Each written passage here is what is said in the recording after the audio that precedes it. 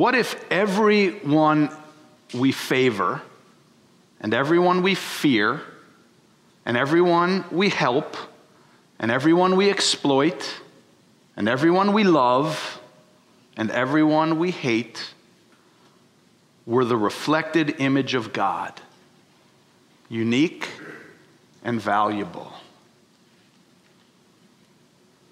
What if we really believe that all people are created equal? This was a question asked by the columnist Michael Gearson in a column he wrote this weekend in the Washington Post.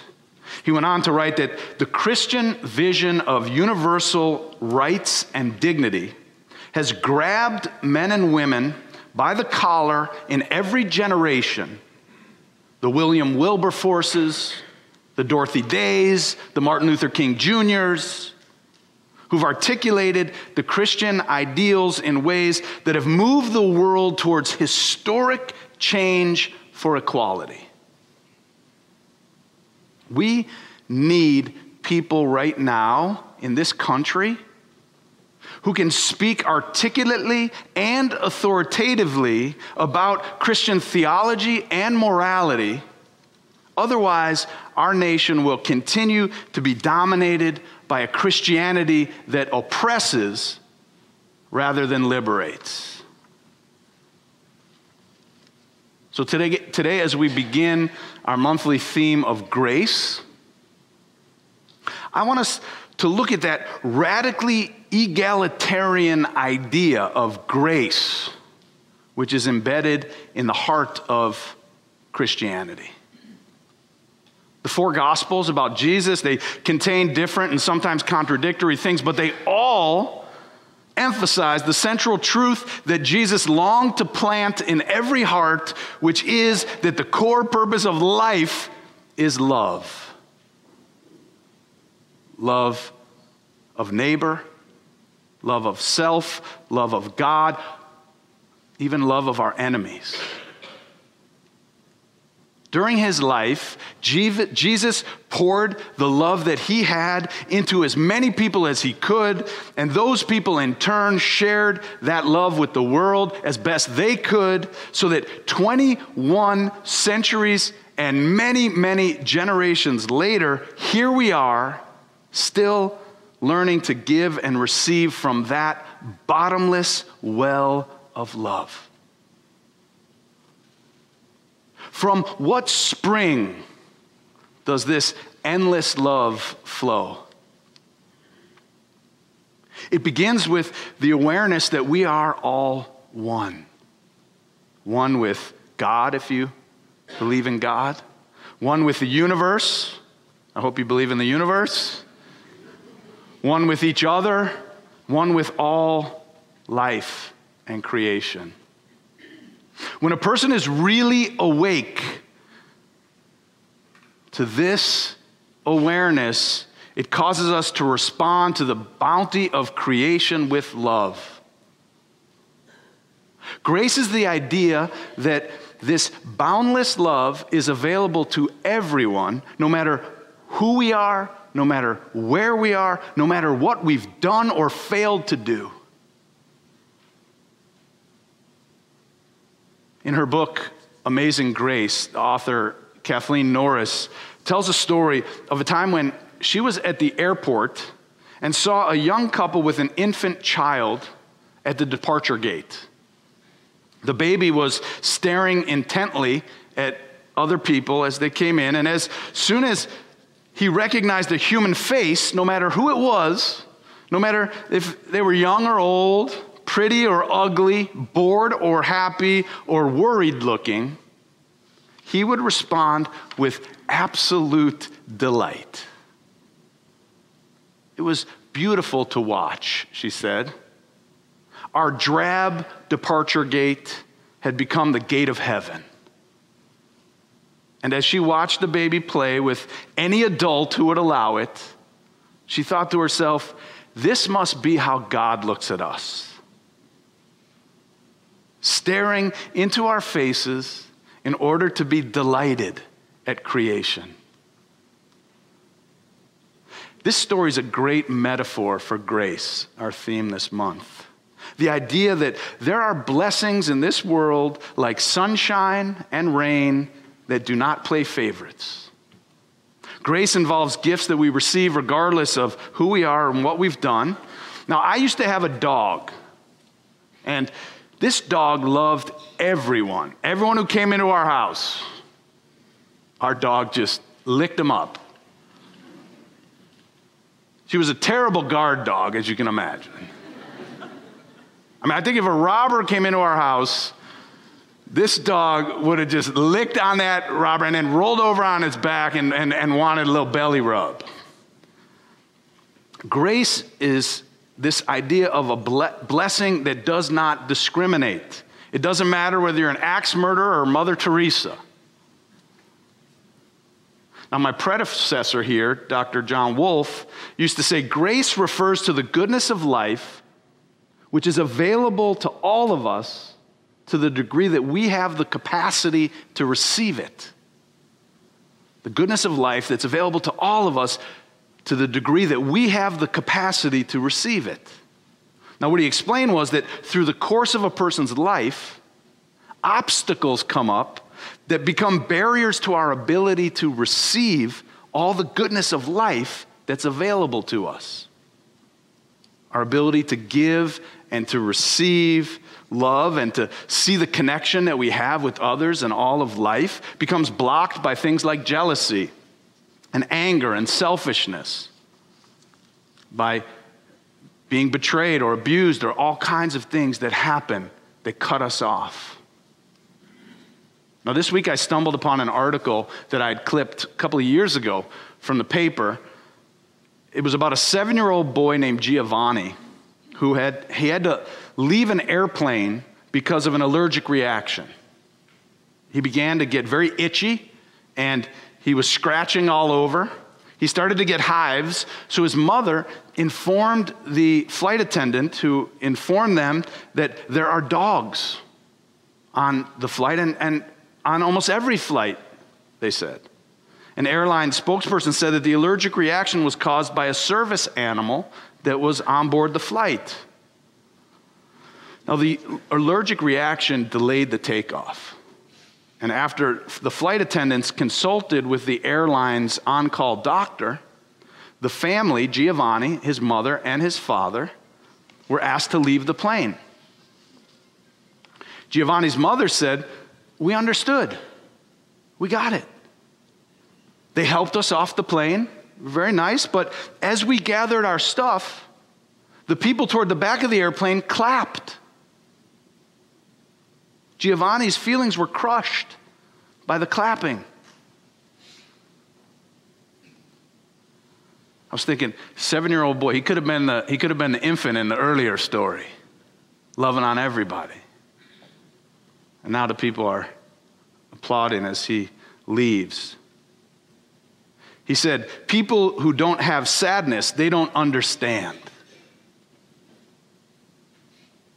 What the passengers on the flight didn't know is that this trip was a bucket list trip for them. It was a chance to visit family for a very important reason. My dad is sick with stage 4 throat cancer, Giovanni explained. His cancer is terminal, and with time running out, the trip was supposed to be a special one, to make memories. And I'm sad that this has to be the memory with my dad, he said. His father said that he couldn't believe people were responding to the incident in this way. As a dad, I was just hopeless right then. I just looked at the people clapping, and I was just shaking my head. I was like, man, let's get out of here. And as the family waited for the next flight, they tried to turn something terrible into a teaching moment. You don't know how much time people have. You don't know why someone's hurting. So just be nice. Just be kind, the father said.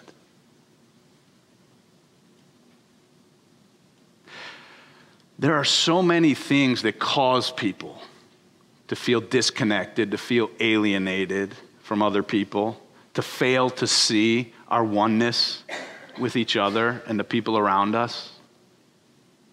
In that sense, many people today are lost. But religion, at its best, or church at its best, is here to help us find our way, to wake up, to realize the oneness that we have with all life, and to learn to give and to learn to receive love. Now, I remember one Sunday morning, it wasn't that long ago, when my wife and I were having an argument about something. I was raising my voice, she was rolling her eyes. We didn't have time to resolve the issue before I had to leave for church.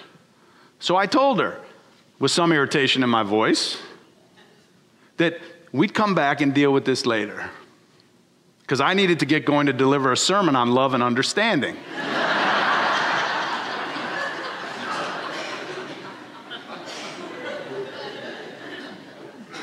I was so caught up in whatever I was going through that I didn't even see the irony of it. Then through the course of the services that day, the singing and the praying and the silence, I came to my senses, so to speak, about what's most important. I'd be really curious to know, if you came into the church this morning feeling alienated or confused or sad or uncertain or hurting or what you were feeling, and if through the course of the morning somehow that's shifted for you. Maybe on the way out, some of you will share that with me. But keep in mind that the starting place for grace doesn't have to be the Bible, it doesn't have to even be belief in God or a creator God, but it's remembering that we're all one. That's not just a Christian thing. The Buddhists teach that, the Hindus, that's the core understanding of much of religion. But when we understand that we're one, then we'll seek to love others as ourselves, knowing that what happens to one happens to all, and to ignore another's suffering is to ignore our own. Imagine a world in which everyone wakes up to this awareness of our oneness. And we suddenly stop excluding people because of their gender identification or the nation they were born in or their political affiliation or their degree of education or their sexual orientation or their net worth or some other reason we use to separate us. You are part of making such a world a reality. Can you see how what we do and what we stand for here is part of pouring out that kind of love into the world? It doesn't matter who you are or what you've done. That's the lesson of grace. As long as we still have life in us, we have the ability to be a vessel of that kind of love and pour it out in this world. Jacob in the Bible, he was a liar and a cheater, as we heard, and a thief, but he became the head of a great nation, we're told. Moses, he was a murderer, murdered someone anyway, and he helped his people come out of bondage and get to the promised land. King David was an adulterer and a murderer, an accomplice to murder anyway, and yet he's considered the greatest king in the Bible. Peter denied Jesus. Paul persecuted the early Christians before he became one, but they became the foundations of the church. If the Bible says anything, and if it sounds like I'm quietly referring to some of the things that Reverend Jerry Falwell Jr. said over the past week, you're right. If the Bible says anything, it says that God uses flawed and imperfect people like you and me to improve the world. You and I are amazingly broken and beloved at the same time. Our job is to use our imperfect lives and our short time upon this earth to be a wellspring of that amazing and bottomless grace and love of which we are a part. All the rest is commentary. I love you.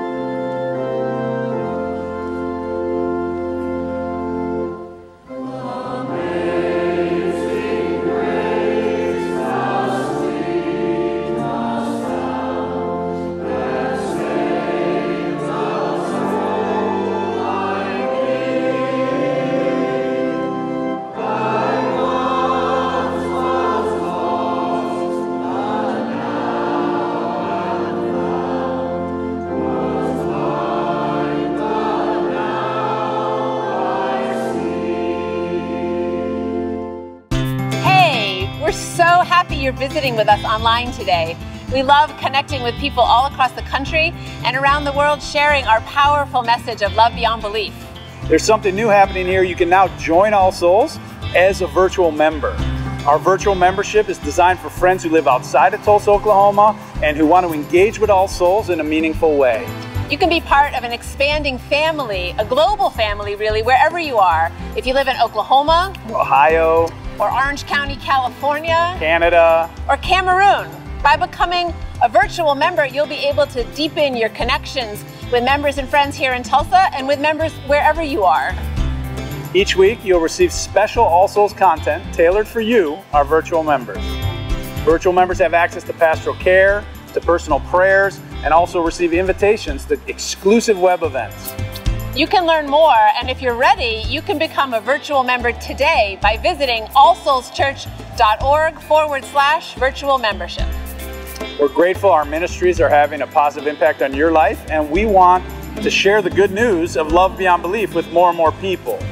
So no matter what, we need your support to keep this ministry growing and thriving, so please consider making a gift today. You can do so by texting LOVEBB for Love Beyond Belief to 73256, or simply visit our website. You are a blessing in our lives. May you be blessed. And be a blessing.